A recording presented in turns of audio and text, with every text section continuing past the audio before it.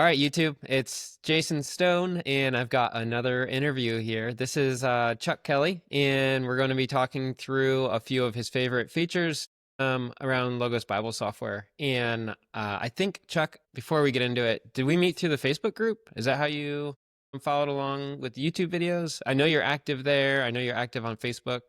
Is that where I might have seen you? I think that's right. I discovered you first on YouTube, started watching some of these videos that you're just like this and learned so much. And then at the same time, I was in the forums on the community part of Logos, and then I like found you on Facebook, like sought you out because you mentioned Yeah. something about a Facebook group on one of your YouTube videos, and joined the group, and then just kind of started learning from there. Yeah. Sweet. I will put links to the community website that you just mentioned and then the Facebook group. I'll put those in the description to make sure anybody who catches the interviews here on YouTube first, make sure they know how to jump into those communities and ask those questions. I've seen you active in those communities. We'll talk in a second about how you are just really jumping into the Logos ecosystem or subscription space in all of that. And so I'm excited to see you be so active in those communities right out of the gate. But before we get into that, before we get into subscription, before we talk about the notes feature and then your experience with the Books tablet, which a lot of people ask about, before we get into that, why don't you share a bit about what you're up to in Colorado and give some context to how you use Logos? So first, I should probably explain that I'm just a normal person. Like, I'm not a pastor. I'm not a seminary student. I'm not anything like that. I have been a Christian my whole life, but I wasn't really born again and didn't really get to have a relationship with Christ until last year. And my entire life changed, like drastically, really quickly. Everything changed for me. And all of a sudden, I couldn't get enough of Christ. I couldn't get enough of the word, and I just couldn't stop. And so I started reading the Bible, and I'm a nerd. And if So a awesome. nerd wants to read its Bible everywhere, so I wanted an app, and I wanted it on my phone and my tablet and my laptop. And I didn't know what software to get. I didn't know anything. Started thinking that maybe someday I'll go to seminary. And so as I started researching all these different Bible apps, because there's a lot of free Bible apps and different things, and I started asking people, hey, what do you guys use? What do you use? And Yeah. essentially found out that there's like a whole bunch of free ones that a lot of people use that are just, the normal layman. And then there's this one that pretty much anyone in seminary uses. And it's extremely complicated and powerful, but it's the one that everybody uses. I'd never heard of it Hmm. before. I looked at it, it was obviously, I'm talking about Logos. And I looked at it, it was way too expensive. I'm like, I am not spending hundreds of dollars for something that just to read the Bible when there's all these free options. So I basically was like, man, I'd really love to, but I can't afford it. And I just kept coming back to it. I called once and talked to the salespeople, and then they said, well, we are going to be releasing a subscription model soon. And I was like, oh, really? That's intriguing. And so I'm probably one of the only people you'll talk to in this group that you usually talk to that actually only signed up with Logos because of the subscription model. Yeah. Even though I have spent way more money than I want to admit, don't tell my wife. I have bought so much stuff on Logos. I can't tell you how much money I've spent buying libraries and books. But initially, that barrier to entry for me was I don't want to spend a couple $100 on software to read the Bible. And as soon as they came out with the subscription model, I got here, I think it's called Pro, and then I was all in. And when I got into it and started looking, I kept buying more and more libraries so that I could have better search and more to, pull from. Yeah. Then I realized like this software is so complicated, I don't know how to use it. Like, it's really powerful. And that's when I started doing the that Lagos does. I've started Hmm. attending those and watching those, started going to the community and asking questions, discovered your videos, and just started learning. But realistically, I've only been using Lagos for about 6 months. So Yeah. I'm actually pretty new. I mean, I love that you are willing to jump on and share some ways that you're using it, though. Even though, like, I feel like a lot of people can be really intimidated by the platform, and so it's nice to, have someone who's newer to the space, share how they're using it. So that's very cool. Thanks so much. When I watch your videos, most of the time you have like someone who's using, I would say, a high level of logos, like, you know, in the original languages, I'm like, I don't know Greek or Hebrew, but they're clicking on all this stuff and they've got all Hmm. this, you know, original language text on the screen that I don't understand, and doing all these things, words I don't even like, exegetical guide, or I don't even know what that is. But Yeah. then I watched the one you did, I think it was with Michelle, I think was her name. Hmm. And it was like, oh, so normal people use this too. And that was really powerful for me because I got to see like more simple things. And what I realized was, what I initially thought I have nothing to offer, I realized, oh, actually, I do have stuff to offer, because there's, with the subscription model, I think there's a flood of people coming into Lagos who are not your typical, you know, professors and seminary students and, you know, your really high level people. They're more like the normal people, or people just trying to learn and understand the Bible, or maybe leading a Sunday school class or something, Yeah. that more I like, basic. yeah, I like that you pointed that out. And I think of the smart search, which is it's a big jump for the platform.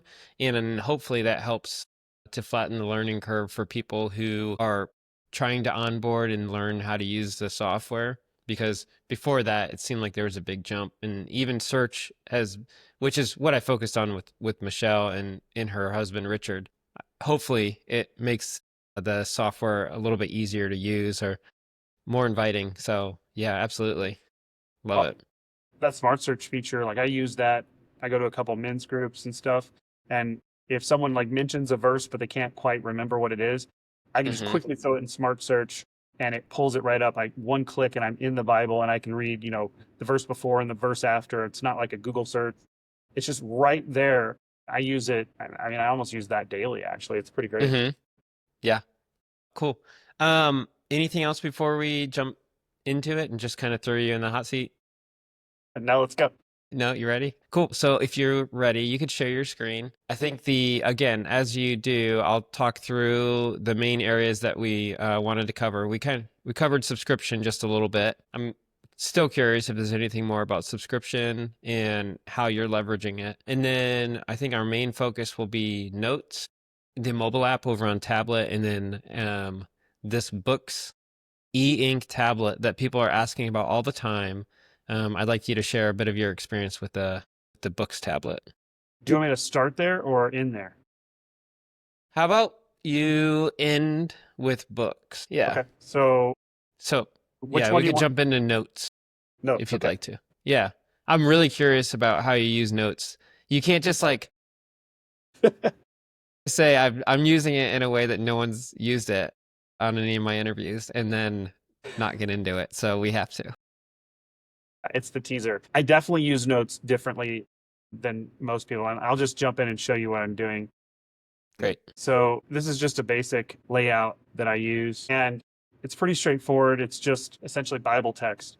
But Hmm. what makes my notes different is I have all of these notes over here. You'll see I have a ton of them. And this all started with this notebook, this one right here. So I like the Legacy Standard Bible a lot.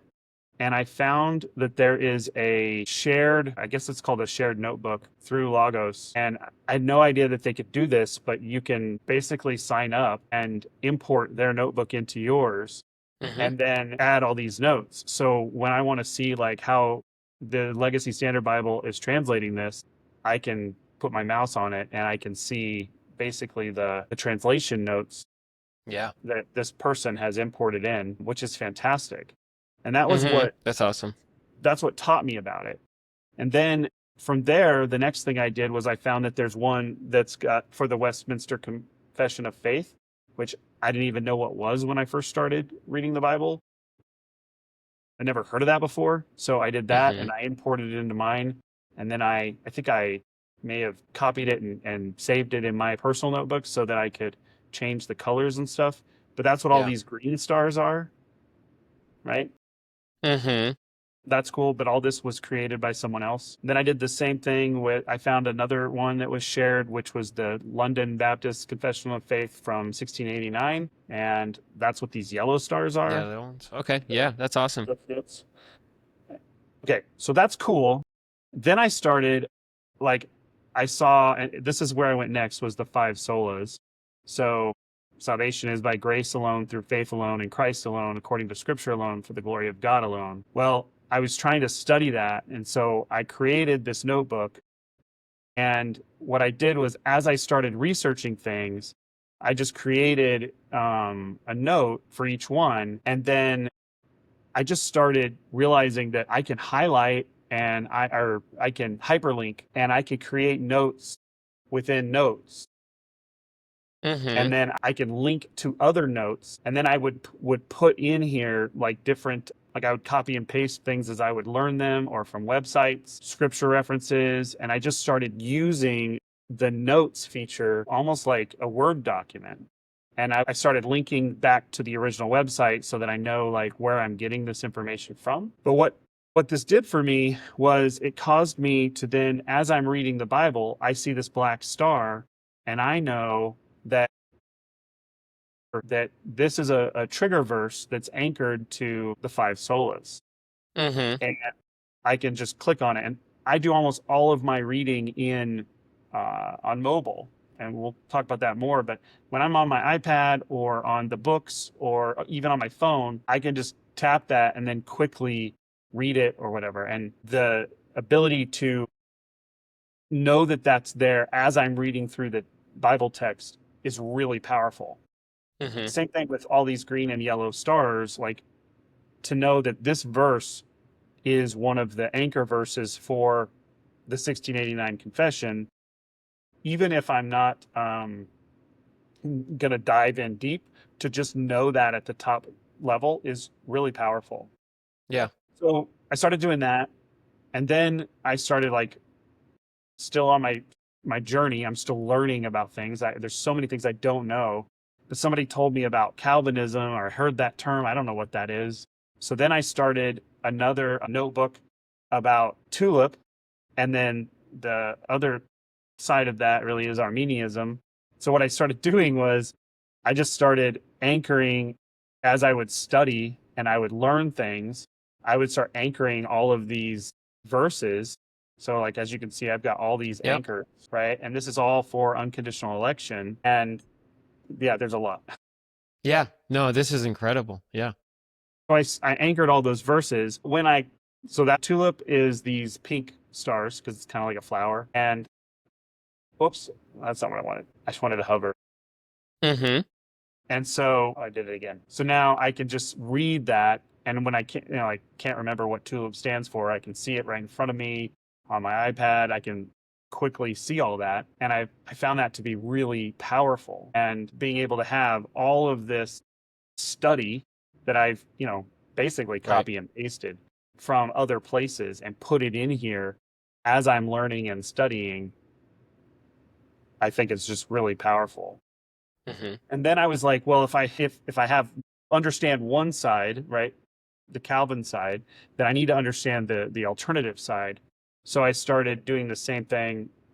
This is where I'm at now, is I'm basically doing the same thing for the Armenian position, which Sure. is, their acronym is called F.A.C.S. And so I've been going through here and doing the same thing, copying and pasting good information and anchoring to these verses so that I can, as I'm reading through, I see these things in the Bible, and so they pop out at me. Mm-hmm. Right. Yeah. Well, but just a couple questions real quick. So your flow, like you're usually, like you said on your tablet, you're reading from the Bible, right? And these are just visual cues. So like if you are reading through Ephesians chapter 1, you see them, but you're not always adding to the notebook necessarily. You're just knowing that they're there to jump into if you'd like to. Does that sound right? Yes. Okay. But Yeah, that's awesome. That's so the thing helpful. I would add to that is, but then when I'm trying to, like, if I'm just reading, like I'm in reading mode in my brain, Right, right. then that's exactly what you described is how I use it. When I'm in learning mode, then I'm trying to Mm-hmm. understand, what is unconditional election versus conditional election. Then I'm creating these notes as I'm reading, different websites or whatever, books, even copying and pasting things and putting them into these notes as a way to capture what I'm learning and put it all in there that I can reference again and I can see it in the Bible. So there's really like two pieces to that. There's the reading part and then the learning part. like engaging with it and like, yeah. I have to ask, are you sharing your notes with the community? Did you make them public? I have not ever done that. I guess I We could do could. that. Like, I feel like I'm not a professor or even a seminary student yet. Uh, I mean, this right here already, you're absolutely killing it. This is awesome.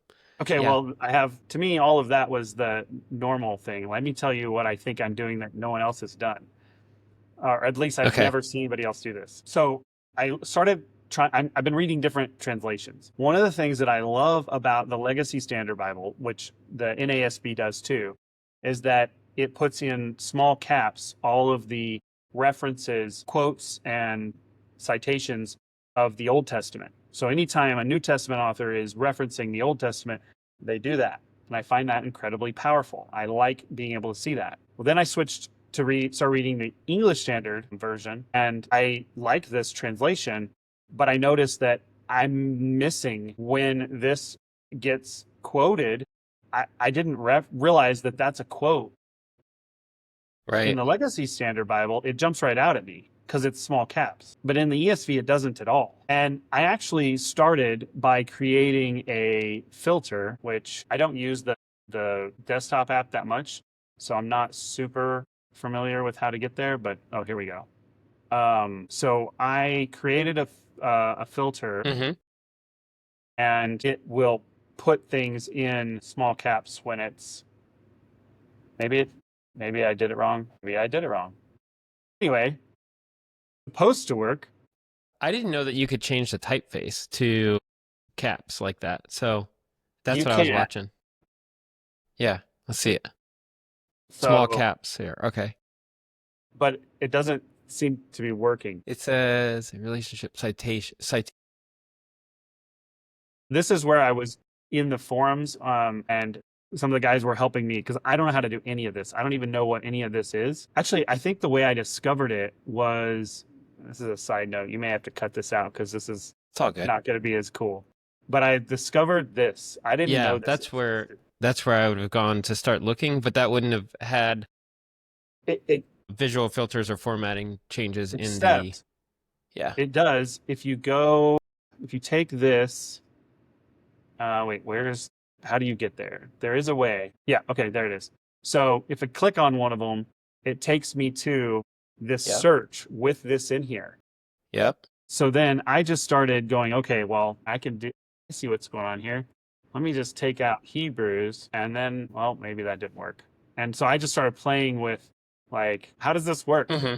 And I just started trying to learn how to do this precise search here because I don't know all this code or Yeah. whatever. And then some of the guys on the forums helped me too, and that's how I started doing this. I But see. So they just did general Matthew to Revelation, which would be okay. yeah, so, and I don't know, must have done something wrong, but it doesn't matter anyway. At one point I had it working, but here's the problem. It doesn't matter because visual filters don't work on mobile, and I read on mobile. So Mm-hmm. it didn't matter. It didn't help me. It was a cool idea, but it didn't get me what I wanted. So then what I did, this is what I think is interesting, is this is where I started, was I created a notebook, Yeah. and it's basically just all of the places that are quoted. Oh, look, I even saved my search text in here. Yep. Really? Like, that's pretty smart of me. That's what I thought. I was like, that's pretty There you go. smart. So I just created this passage list, right? And then what I did was I just like clicked on each one and anchored it to this note. And I set it up with this highlighting, which I have a custom highlighter for New Testament use of Old Testament. And I just made it. Is it not showing me? Yeah, okay, there we go. This is what it looks like. Anyway, so I created this. There we go. Now it's working. And then now, when I use that and I go to the English Standard Version, now it underlines it and it does that. But I did this one initially. I also created this notebook, which I actually like this notebook better. And this one has each individual one as its own note. Instead of one note with like a couple hundred anchors, now it's a notebook with individual notes, and that way I can actually copy and paste the text. And the reason I do that is because then when I'm here and I'm reading on mobile and I want to see this, I don't have to actually leave my view. I can actually just click on it and it will To see the note itself. show me the verse that is being referenced. So in this case, Mm-hmm. anyway, this case it's referencing looks like Psalm 8. Oh yeah, see there you go. So now without having to leave my reading, I can see that it's a quote because it's underlined in green with that double underline. And I can click on this note and see that he's quoting Psalm 8:6. And that way it connects the Bible for me. Yeah. Yep. But what I find really powerful is the other way around. So when I'm reading Old Testament and I'm reading and I come across Psalm 8:6 and I say, oh, this is quoted in the New Testament. And so then I can see that it's being used in Ephesians. Mm-hmm. It's really cool when you're reading through a psalm, for example, to see, oh, look, man, this is getting quoted all over the New Testament. Mm-hmm. And to make that connection visually as I'm reading this psalm, all of a sudden this psalm has a different meaning to me because I know that the New Testament authors are pulling from it all the time. Yeah. That's really awesome. It was a pain to do this, right? Because it's 286 individual notes, but I just did it while, I was sitting in the living room and the family was watching something on TV that I wasn't interested in. I just sat there with my laptop, copy and pasted. Are you able to, I was just curious, and I could probably test on my end before we move on. Are you able to like click and drag from the search results into an anchor? Do you know what I mean? Yeah, I don't know. That's a great question. I think I still have my Like search. if like that into an anchor spot? Doesn't look like it, huh? No, what I've been doing because it's will usually open this like passage guide, click on it, that makes it the active Oh, I see. Yeah, and then thing. you And just then when click I add go to anchor. add anchor, it's now the Nice. active reference. And so when Yeah, I was doing this on my laptop, what I was doing was I would actually like move the Bible text over to this super narrow column just to there you get it go. out of the way. Yeah, And then I would click add anchor, and then click on the yeah, next one. totally. And I just did that over and over again to add them. Awesome. And then Yeah, that I makes sense learned too. too, you can right click and I could just copy from here and then paste it in. That was Mm-hmm. much easier than trying to select. Got you. Yeah, that makes sense.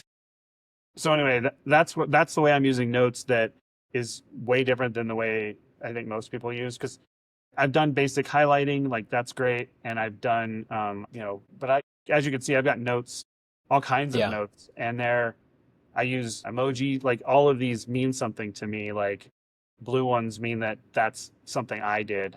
Like these are my notes. And so when I come across one, I know that's something I wrote. Or if it's a class I'm taking, it's got a blue check mark. It's still blue, but it's got a check mark. Something I've actually like written more than has a blue box, but something that is just a quick little like, less than a sentence is a looks like a sticky note.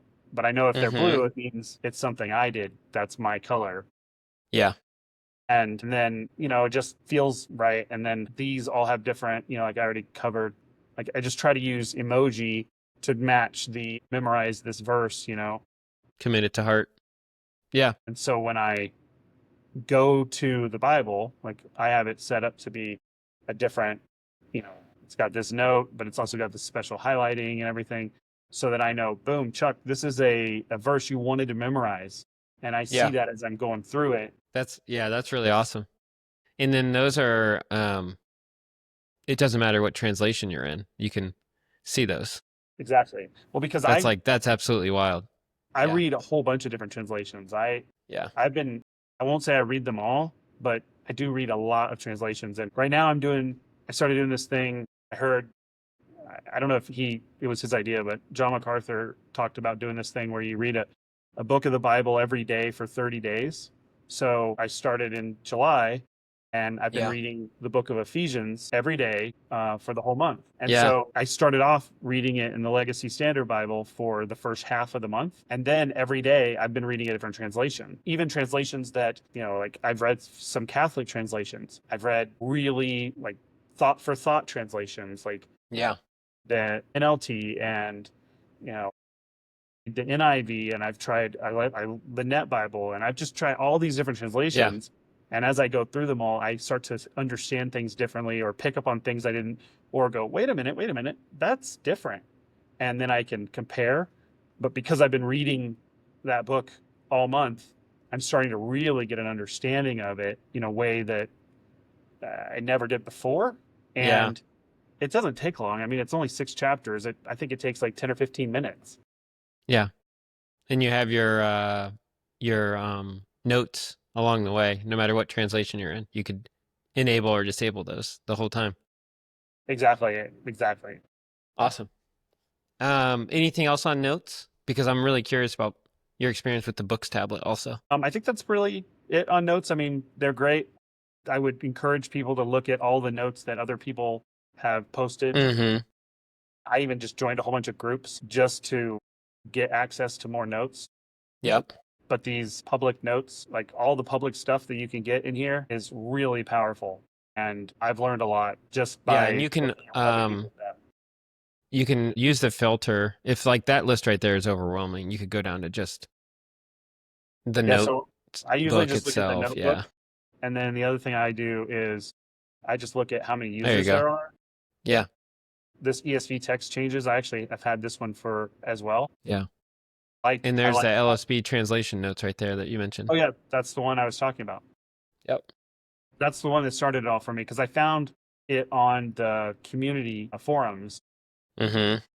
because I searched something for LSB and it came up and I thought, what is that? And I clicked on it and there was this huge thread about it, and some guy had like some problems getting it to load into his Logos, and so I went through the rabbit hole of like trying to figure that out. And Yeah. anyway, long story short, it opened up the world to me and I liked it. And then when I went back and looked at it again, the very first message, he said that he got the idea from doing this one right here, the Westminster Confession one, and Mm-hmm. he linked to it. And that's when I was like, oh, wow, this is cool. And then it just kind of went down the rabbit hole of, well, if you can do this, then what if you could do that? And Yeah. that's how I ended up with this. Like, I really wanted a way to be able to see all of the places where the New Testament and the Old Testament are being referenced, and While you're reading.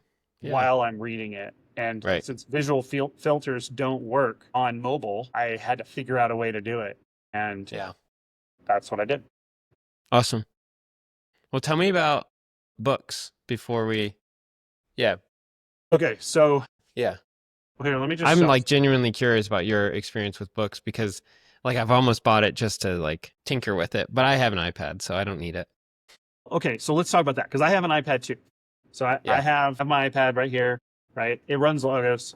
Everyone's probably pretty familiar with it. It's the mobile version. It's great. It's not the same as desktop, Yeah. but it is pretty powerful. I have some frustrations with it sometimes, but it's still pretty great. But it's also an iPad. So my problem is that when I want to go focus on the word, then it's too distracting.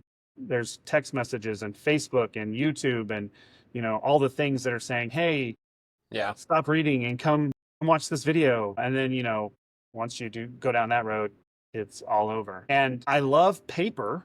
Like, I have Bibles everywhere. My wife laughs at me because I can't tell you, I don't even want to say the number out loud of how many Bibles I've bought in the last year. It's not quite triple digit yet. I have Bibles everywhere and I love reading a paper Bible. But now that I don't want to say addicted because that makes it sound bad, but like I'm so in love with having all those notes available at my fingertips, or being able to backlight the screen so I can read in the dark, or make this font bigger so that I can read it as I'm getting older and my, especially towards the end of the evening, like my eyes, I need either reading glasses or that font's got to be bigger, right? You can't do any of that stuff with paper. And so I kept coming back to wanting to have it on mobile. And I'm just too distractible, I guess, ADHD. And so I can't do the iPad is awesome and powerful, and I use that when I go to Bible studies and when I go to church or when I go to like our men's group and stuff. I love having it right there. I use the smart search we talked about earlier all the time there, Yeah. and I love it. But I also love to just go down to our creek that's right next to my house, literally put my chair in the middle of the stream, put my feet in the water, and sit there and read the Bible. And I want no distractions. I want to spend, an hour in the Word, and I don't want beeps going off and, oh, watch Yeah. this YouTube video or whatever. So I wanted to find a way to do that and have Logos. And that's where I discovered the Books tablet. And so what it is it's just an e-ink device. It's a Kindle or I think Barnes and Noble calls theirs the Nook, but it's Yeah, I like, think the Nook. right? Yeah. There's a whole bunch of different versions of them, but those ones Yeah. are all locked into that platform. So if you read lots and lots of Kindle books, then having a Kindle is great, but I can't get Logos on the Kindle. Yeah. So I got this, and it's small. This is the Go 7, and this one's in color, and I love it. And you can see right there, I've got like that's my Home screen there or yeah, dashboard. Yeah. dashboard. That's the word. That's my dashboard, and I can actually share it. So now you've seen the physical device. Oh, I Yeah. will now. It's got 2 buttons on it, which let's see if I can get that on the camera. Yeah. See those 2 buttons? Mm-hmm. I like the physical buttons because it's not super responsive. If you've ever used e-ink before, it's not like a, buttery smooth iPad. It's not like that. But I wanted to use physical buttons because I wanted to be able to just easily click it. And so that was a big deciding factor for me with going with this one, because they make a bigger one. It's more like page sized, but it doesn't have the Yeah. physical buttons. So anyway, let me share, because I have a way. Okay, let me share my screen again. All right, here is my Books tablet, which you can see that's that same Yeah. view of the dashboard. Now, one thing that I should note is the color on the video looks really good, right? Because the blues and greens are just popping. But on the actual device, it's not quite that good. The other thing I'll point It's not out as is, vibrant. Yeah. yeah, not as vibrant. But the other thing I'll point out is, see the top bar on mine? If you can see, you can't even see anything in it. It just looks black. But when you look at the screen share, you can see the time and battery and all this. But I can't, for some reason, the way Logos is set up in here, I can't see this on this Yeah. device. And Yeah. at first, it really frustrated me. And now I see it as a feature, not a bug, because Yeah. I You don't don't, see the time. no time, no battery, no nothing. It's like less distraction. Right. And if I go home, then I can see all those things. So anyway, okay. So back to how I'm using it. It's nothing super fancy, but it's exactly what you would expect. It's the mobile version because it's Android running on an e-ink display. So I Mm-hmm.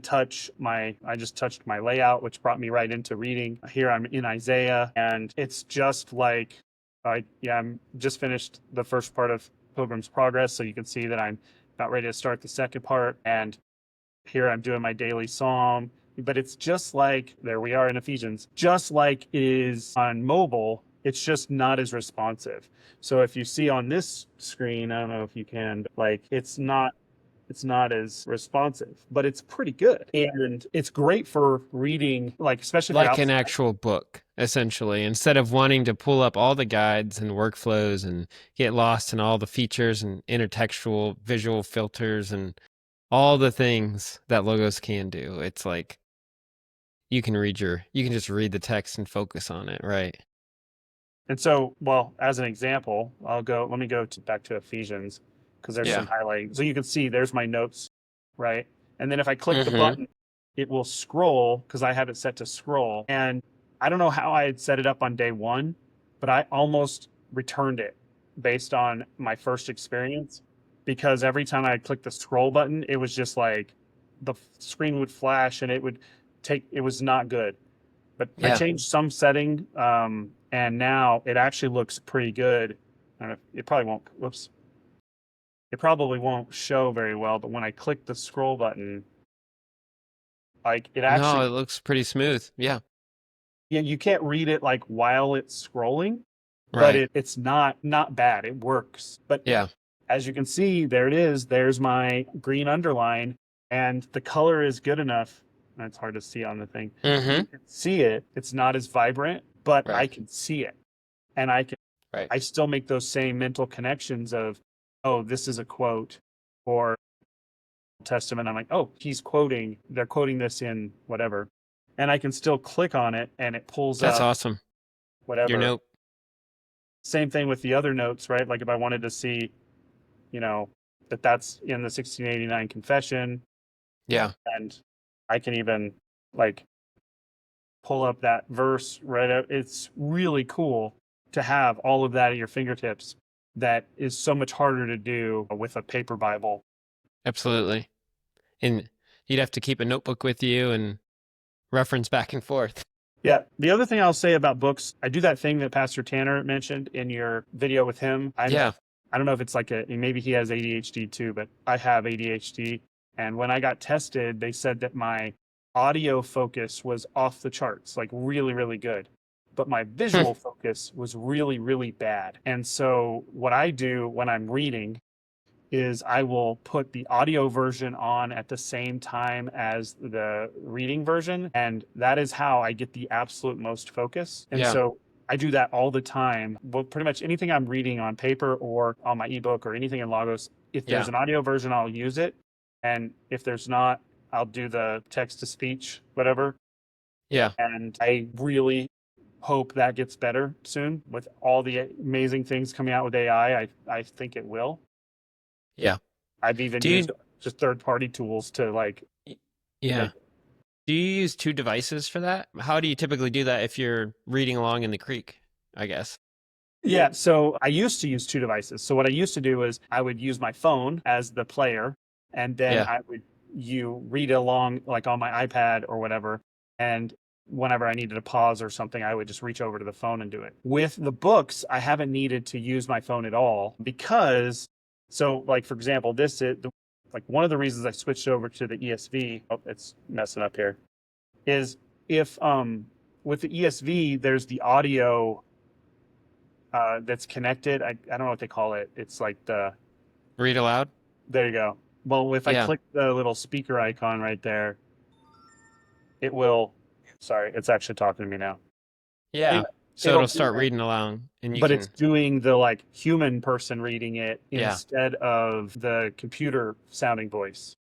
Yeah. And I do that in the creek because it's just an Android device. Everywhere I go, I carry these shocks, like headphone Mm-hmm. things, and I Mm-hmm. just keep these in my ear, and they're Bluetooth, so I can connect them to this, That's and awesome. I'm listening in the creek with one of those in from my books, and I don't need any other device. I could leave my phone at home, and I Yeah. have everything I need. I also put Audible on here because I have a bunch of audiobooks on Audible, and that's not as good of an experience actually because you got to switch between the apps, and that's much more difficult to do on the books. It's not impossible. It's just with the e-ink display, it's not as good. Whereas with this, if I didn't understand something or I want to go back, I can just quickly tap that little go back a little Yeah. bit button. And I do that a lot too, where I'm like, oh, wait a minute, Missed pause. that. I want to highlight that or whatever. Yeah. I do that a lot. And so I like doing it all inside of Logos now because I have it all on this books. Right. And there's no issue with storage or space on the books. It seems like it's So been good. yeah, so well, let's look. I have it almost maxed out. I ordered an SD Okay. card for it, but it hasn't come in yet. Got it. So you can add an SD card to it. That's pretty cool. Yeah, you can. There we go. So Yeah. initially it ran out of space because I downloaded my entire library to it, but then I changed that and got rid of all the audiobooks, Yeah. and then it was fine. And then I Got just it. went back and picked the audiobooks that I actually plan on listening to and synced those. So Very cool. because I think that ESV spoken audio, whatever, I think that's like a gigabyte on its own. Mm. Yeah. So that would take a big chunk for sure. Well, that's awesome. I was really curious about books. So yeah, go ahead. I was just say, just right off out of the box, it comes with 64 gigabytes, which my library is, I think it's like 3,500 books or something. And I have the Yeah. entire library saved on here.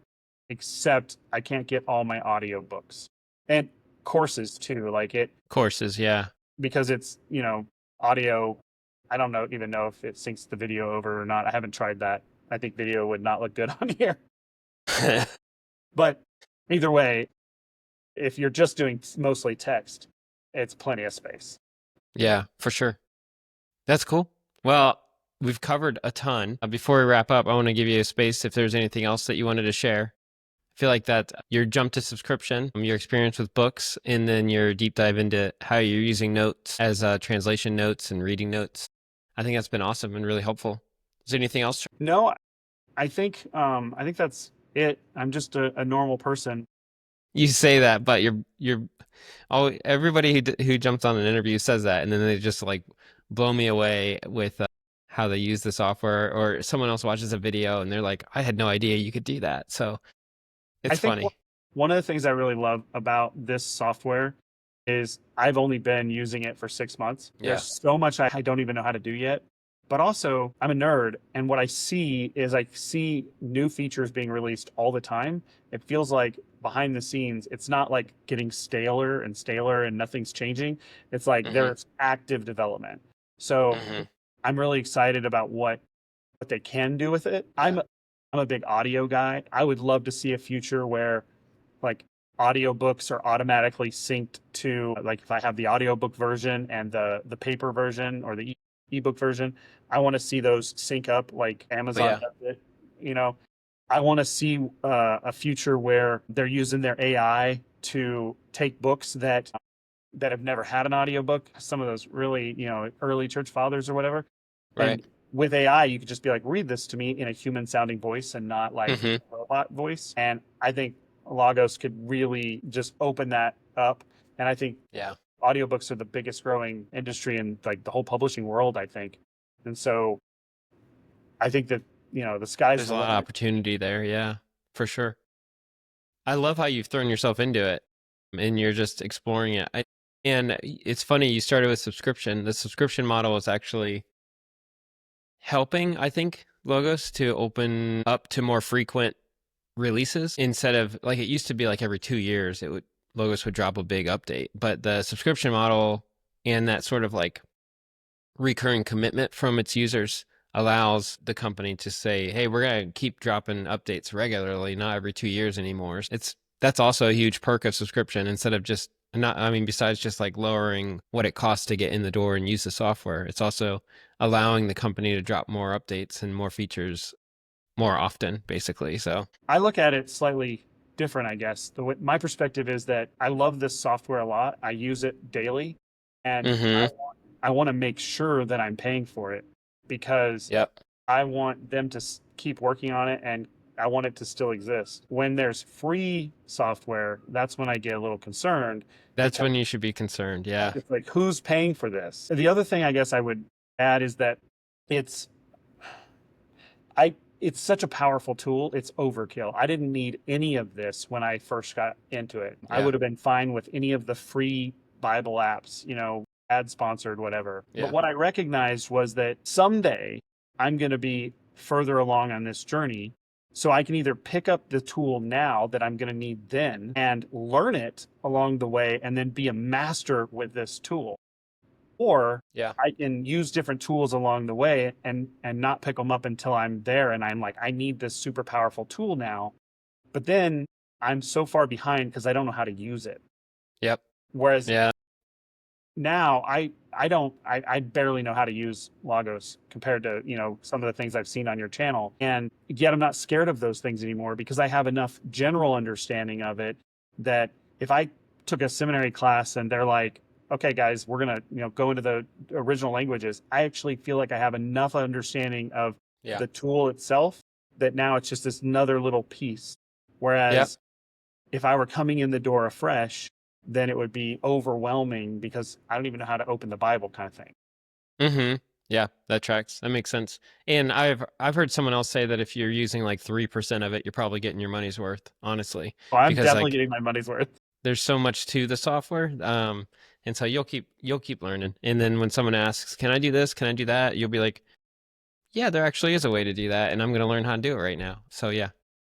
Well, this has been super helpful, Chuck. I really, really appreciate the way that you're using notes, actually. It is unique. I like that you're tagging your notes to your readings. It's also encouraging to see how you're digging into scripture. I think that that was refreshing for me to sit down and hear that from you, and the way that you're just pursuing Christ daily. So I've really encourage you to stick with that and stay in the word the way that you are. But then also, I was just kind of nerding out and geeking out at the books idea. So that was a selfish note. I was just really excited to dig into it. You should get one. Very cool. I will. Okay, fine. You talked me into it. I didn't have Cool. to pull you around very hard. Thanks so much, Chuck. I really appreciate it. Like Chuck, if you're watching this YouTube video and you feel like you could share in a unique way or an inspiring way that you're using Logos, don't be afraid to reach out in the comments, or I've got logoscoach.com now too. You can go check that out. So thanks so much, anybody following along with the interviews. And I really just hope that your time in the Word, Chuck, is a blessing. And anyone else who's watching these interviews, I hope that it's an encouragement. I hope it removes intimidation and allows you to get into God's Word. So thank you so much. Thank you.